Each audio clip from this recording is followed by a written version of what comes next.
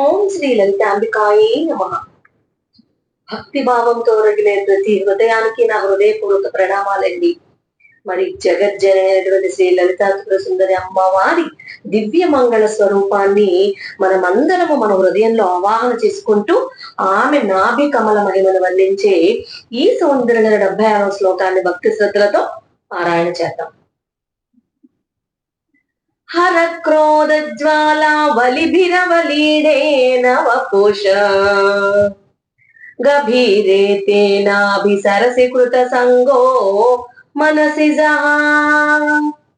సముత్తస్థౌ తస్మాదచలతనై ధూమలతికా జనస్తాం జానీతే తవ జనని రోమా వలిరితి. ఎంత అద్భుతమైన భావం అండి.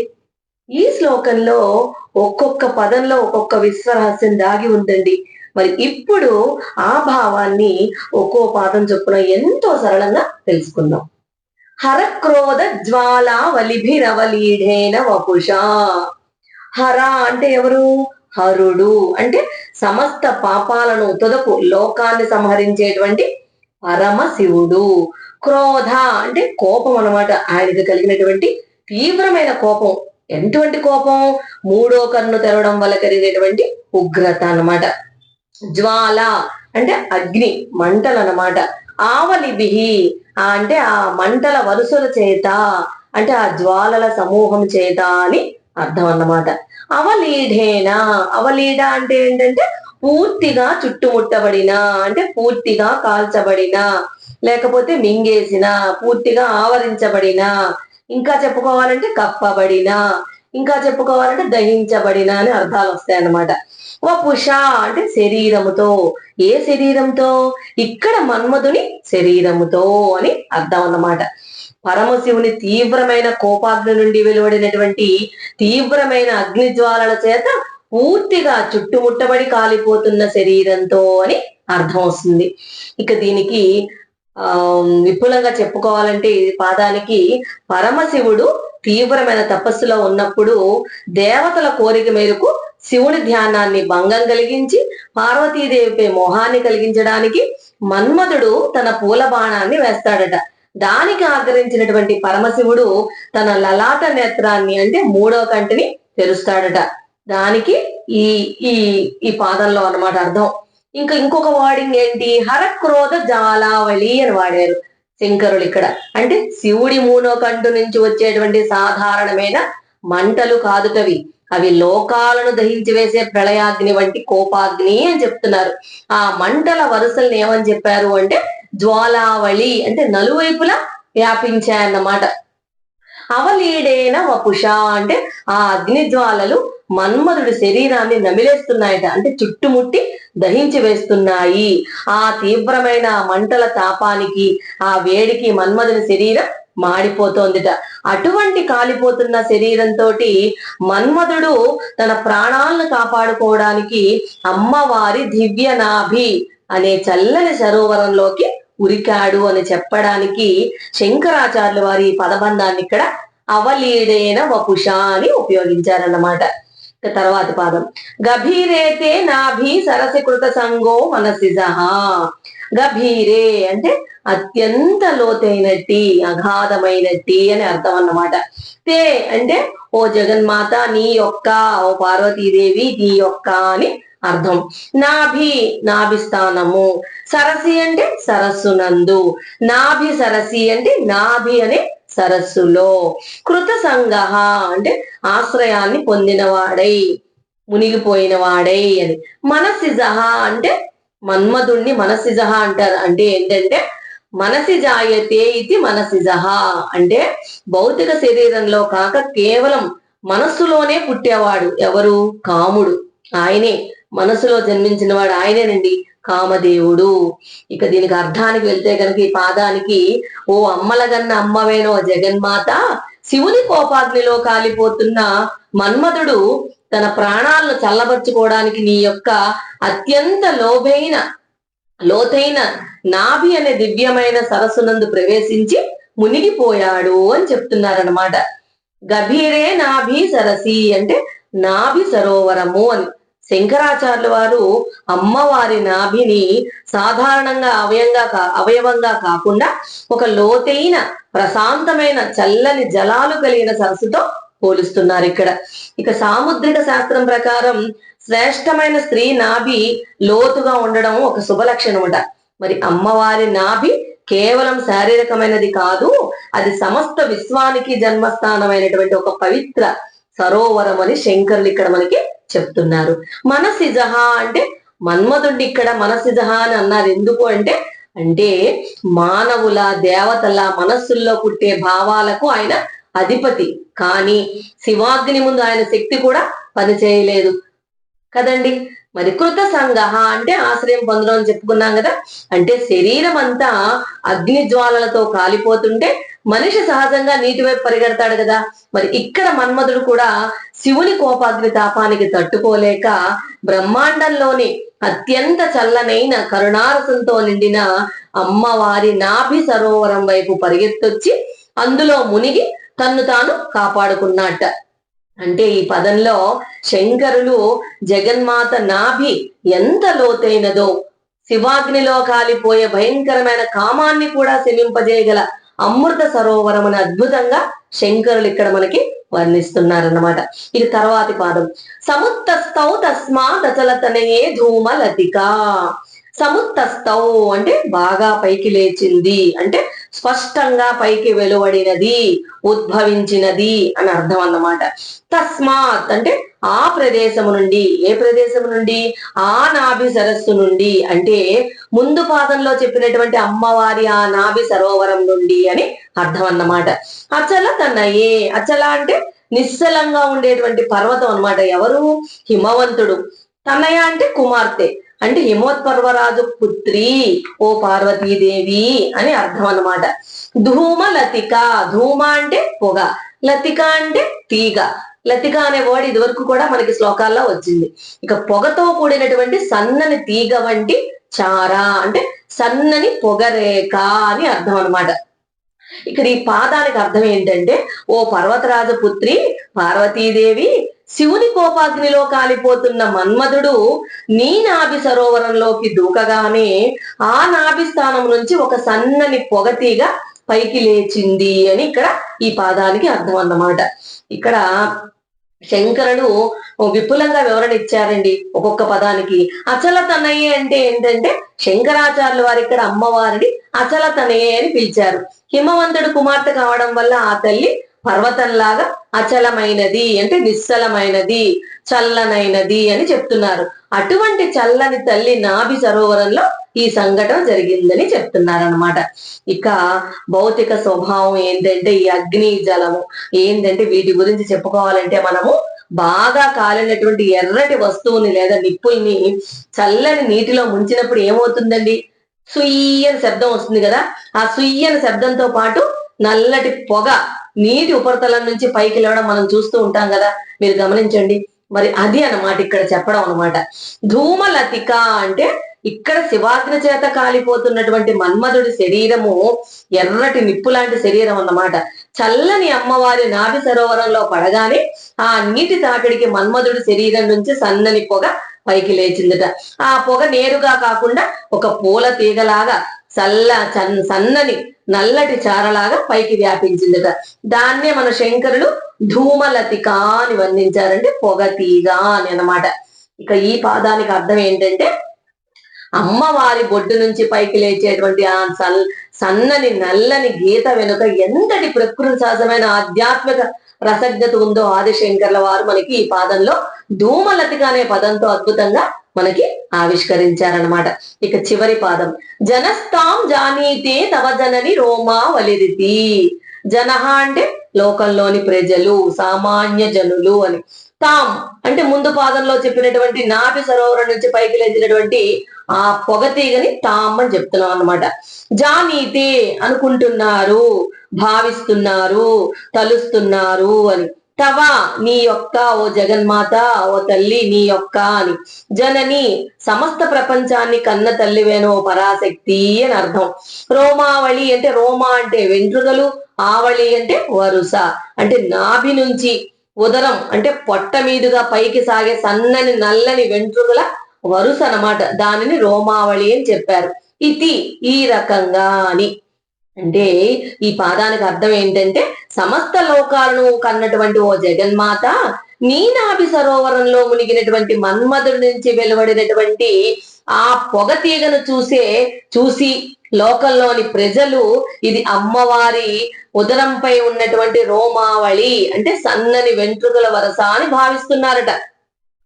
జనని అని సంబోధించారు ఇక్కడ శంకరాచార్యుల వారు. ఈ పాదంలో అమ్మవారిని జనని అంటే అందరినీ కన్న తల్లి అని సంబోధించారనమాట.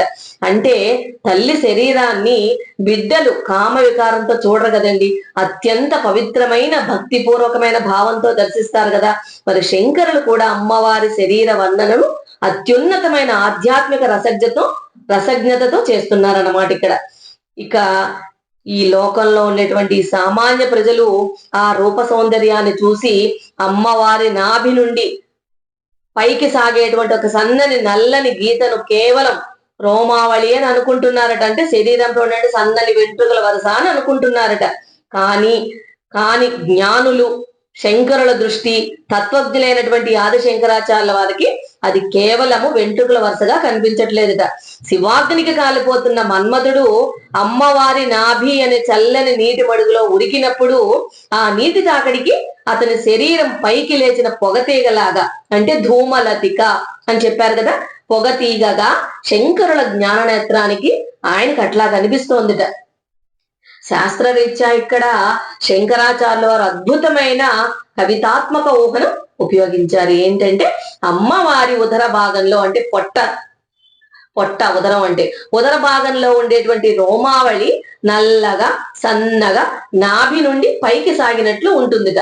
కాలిపోతున్న వస్తువు నీటిలో పడితే వచ్చే పొగ కూడా నల్లగా సన్నగా నీటి నుంచి పైకి లేస్తుంది కదా. ఈ పోలికతో శంకరులు జగన్మాత సౌందర్యాన్ని పరమ రసవత్తరంగా ముగించారండి. మరి చివరి పాదంలో శంకరులు అమ్మా లోకులు బయటకు కనిపిస్తున్న దాన్ని చూసి నీ రోమావళి అనుకుంటున్నారు, కానీ నిజానికి అది నీ నాభి సరోవరంలో ఆ శరణు జొచ్చినటువంటి ఆ మన్మధుడి శరీరం నుంచి వచ్చినటువంటి పొగరేఖ మాత్రమే అని వివరిస్తూ ఈ శ్లోకాన్ని అద్భుతంగా పూర్తి చేశారండి. మరి ఈ శ్లోకానికి సరళమైన అర్థం తెలుసుకోవాలి అంటే కనుక సింపుల్ గా ఈ శ్లోకంలో అమ్మవారి నూగారును అంటే నాభి నుంచి స్తన భాగానికి మధ్య ఉండే భాగాన్ని నూగారు అంటారు. దాన్ని వర్ణిస్తూ వచ్చారండి శంకరుడు. ఏంటంటే ఏం చెప్తున్నారు శంకరులు అంటే, పరమశివుడు తన 3వ కంటిని తెరిచి కోపంతో రగిల్చినటువంటి అగ్నిజాలంలో మన్మధుని శరీరం కాలిపోవడం ప్రారంభమవుతుంది కదా. మరి ఆ మంటల వేడిని తట్టుకోలేక తన ప్రాణాలను కాపాడుకోవడానికి మన్మధుడు పరిగెత్తుకుంటూ వచ్చి ఆ జగన్మాత అయినటువంటి పార్వతీదేవి యొక్క అత్యంత లోతైన నాభి అనే సరస్సులో ఉరికి మునిగిపోయాట. మరి అగ్నితో కాలుతున్నటువంటి వస్తువు నీటిలో పడినప్పుడు దాని నుంచి పొగ పైకి లేవడం సహజం అని మనందరికీ తెలిసినదే. అలాగే అగ్నితో కాలిపోయినటువంటి ఆ మన్మధుడి శరీరము ఎప్పుడైతే అమ్మవారి నాభి సరోవరంలో పడంగానే ఆ నాభి నుంచి ఒక సన్నని పొగతీగ పైకి లేచిందట. అమ్మవారి పొట్టపై కనిపించినటువంటి ఆ సన్నని నల్లని వెంట్రుకల వరసను చూసి రోమావళి అన్నమాట. లోకులు అందరూ, సామాన్య ప్రజలు అందరూ ఇది అమ్మవారి రోమావళి అని అనుకుంటున్నారట. కానీ నిజానికి ఇది అమ్మవారి నాభి సరోవరంలో మునిగినటువంటి మన్మధుడి శరీరం నుంచి లేచినటువంటి పొగతీగ మాత్రమే అని శంకరాచార్యుల వారు కవితాత్మకంగా వర్ణిస్తున్నారు. అందరి దృష్టిలో అది రోమావళి, కానీ శంకరాచార్యుల వారు ఇక్కడ మనకి ఆయన నాభి సరోవరంలోంచి పైకి వచ్చినటువంటి పొగతీగ అని మాత్రం చెప్తున్నారనమాట. మొత్తానికి శ్లోకం భావార్థం ఏమిటంటే, శివుని కోపాగ్నికి దగ్ధమైనటువంటి ఆ మన్మధుడికి కూడా ఆ జగజ్జనని నాభిస్థానమే శరణ్యమైంది అని చివరికి చెప్తున్నారు. అమ్మవారి శరణు వేడితే గనక ఎలాంటి అజ్ఞానమైన కామమైన భస్మమై అమ్మవారి దివ్య కృపలో విలీనమైపోతుంది. లోకులు బాహ్యంగా చూసే శారీరక సౌందర్యాన్ని శంకరుల వారు అత్యున్నతమైన కవితాత్మక భావంతో ఇక్కడ ఇంకా ఆధ్యాత్మిక రసజ్ఞతతో వర్ణించారండి. ఇకపోతే ఇక్కడ శంకరుడు వర్ణించినటువంటి అమ్మవారి ఉదర సౌందర్యాన్ని స్మరిస్తుంటే గనక మనకి లలితా సహస్రనామాల్లోని స్తన భారత లన్మధ్య పట్టబంధ వళిత్రయ అనే దివ్యనామం గుర్తు రాక మానదండి. ఎందుకంటే ఒకవైపు వాగ్దేవతలు అమ్మవారి నడుముపైనటువంటి చిన్న చిన్న మడతలను నాభి కమలానికి రక్షణ కవచం లాగా పట్టీగా వర్ణిస్తుంటే, ఇక్కడ శంకరుడు ఈ శ్లోకంలో ఆ నాభి నుంచి లేచే రోమావళిని శరణుదొచ్చినటువంటి మన్మధుడిని పొగతీగగా చెప్తున్నారండి. రెండిటికి ఒకటే. స్తనభారద, ఈ ఈ నామానికి అర్థం తెలుసుకోవాలంటే, స్తనభార అంటే అమృత పూర్ణమైనటువంటి వక్షోజాలటువంటి బరువు చేత అని. దళత్ అంటే విరిగిపోతుందేమో అని. మధ్య భాగము. పట్టబంద అంటే ఒక రక్షణ పట్టీలా, గట్టిగా కట్టిన పట్టీలాగా అన్నమాట. వళిత్రయ అంటే 3 మడతలు. వళులు అంటే మడతలు, త్రయ అంటే 3 కదా, 3 మడతలు కలిగినది అని.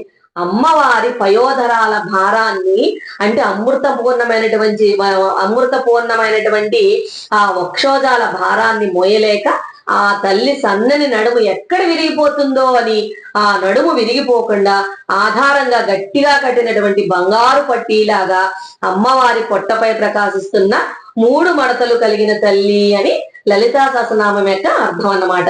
అసలు పట్టబంధము అంటే ఏంటంటే, పాత రోజుల్లో భవనాలకి లేకపోతే స్తంభాలకి ఏదైనా చీలిక గాని, చిన్నగా బలహీనత గాని, విరిగిపోయే స్టేజ్ వచ్చిందనుకోండి, అది విరిగిపోకుండా ఉండడానికి చుట్టూ ఒక ఇనప పట్టీని గాని, బంగారు పట్టీని గట్టిగా బిగిస్తారనమాట, ఒక మెటల్ బ్యాండ్ అని. అది ఇక్కడ పట్టబంధం అని చెప్పారనమాట. ఇక్కడ వాగ్దేవతల యొక్క భావన ఏంటంటే, అమ్మవారి వక్షోజాల భారాన్ని భరించడానికి ఆ తల్లి నడుము అత్యంత సన్నగా ఉండి విరిగిపోయేలా ఉందిట.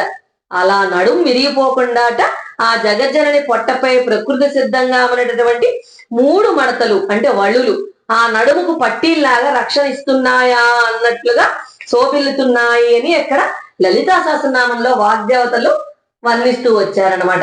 ఈ నామము కేవలం అమ్మవారి బాహ్య సౌందర్య వర్ణన మాత్రమే కాదండి, దీని వెనుక లోతైన వేదాంత రహస్యాలు కూడా ఉన్నాయి. అవి కూడా ఏంటో మనం తెలుసుకుందాం.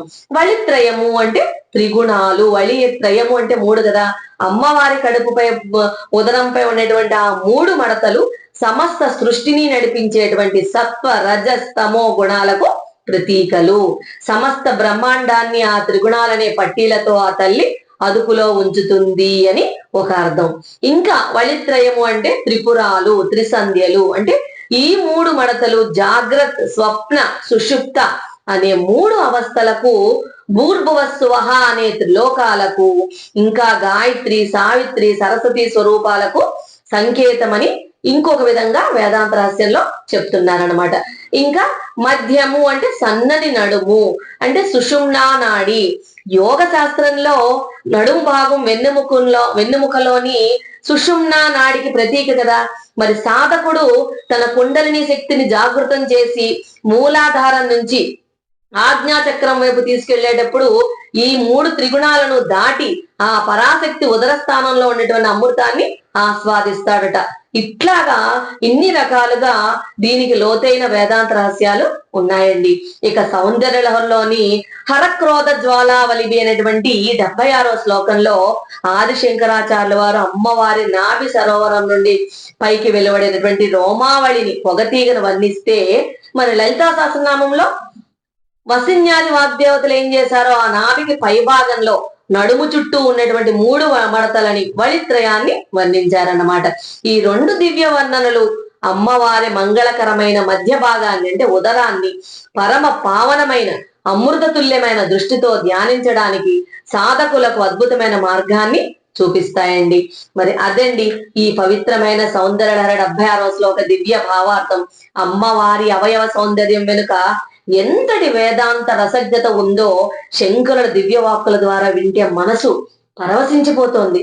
మరి ఈ శ్లోకం మనకి చెప్పే సందేశం ఏంటంటే, మన జీవితంలో ఎంతటి కష్టాలు, బాధలు, వైఫల్యాలు వచ్చినా అమ్మవారి శరణు చేరితే కనుక ప్రతి బాధకు ఆశ్రయం, ప్రతి అంధకారానికి ఒక వెలుగు, ప్రతి నిరాశకు కొత్త జీవితం లభిస్తుందని ఈ శ్లోకం మనకి బోధిస్తోందన్నమాట. ఈ శ్లోకాన్ని మనం ఒక ఉపమానంలో చెప్పుకోవాలి అంటే గనక, ఎండలో అలసిపోయినటువంటి ప్రయాణికుడు చెట్టు నీడలో విశ్రాంతి పొందినట్లే సంసార తాపంతో అలసిపోయినటువంటి మనలాంటి జీవులకు అమ్మవారి శరణలో శాంతిని పొందుతామండి. ఇంకా ఉపమానం చెప్పుకోవాలంటే ఎర్రగా కాలినటువంటి ఇనుప గుండుని చల్లని నీటి పాత్రలో వేసినప్పుడు దాని నుంచి సన్నని పొగతీగ లేచినట్లే శివాగ్నికి కాలిపోయినటువంటి మన్మధుడు అమ్మవారి నాభి సరోవరంలో పడగానే రోమావళి అనే పొగతీగ పైకి లేచింది అని ఇక్కడ మనకి ఉపమానం చెప్తున్నారనమాట. మరి ఈ వీడియో మీకు భక్తి భావంతో కూడినటువంటి ప్రశాంతతను కనుక అందిస్తే వెంటనే లైక్ చేయండి, మీ తోటి భక్తులతో మిత్రులతో షేర్ చేసుకోండి. అమ్మవారి దివ్య సౌందర్యలహరి శ్లోకాల వివరణలను నిరంతరం పొందేందుకు మా ఛానల్ ని సబ్స్క్రైబ్ చేసుకోవడం మర్చిపోకండి. కామ క్రోధాలను భస్మం చేసేటువంటి ఆ పరమ శివుడి శక్తి, మనల్ని కంటికి రెప్పలా కాపాడే ఆ జగదంబ కరుణ మీపై మీ కుటుంబంపై ఎల్లప్పుడూ ఉండాలని మనస్ఫూర్తిగా కోరుకుంటూ స్వస్తి.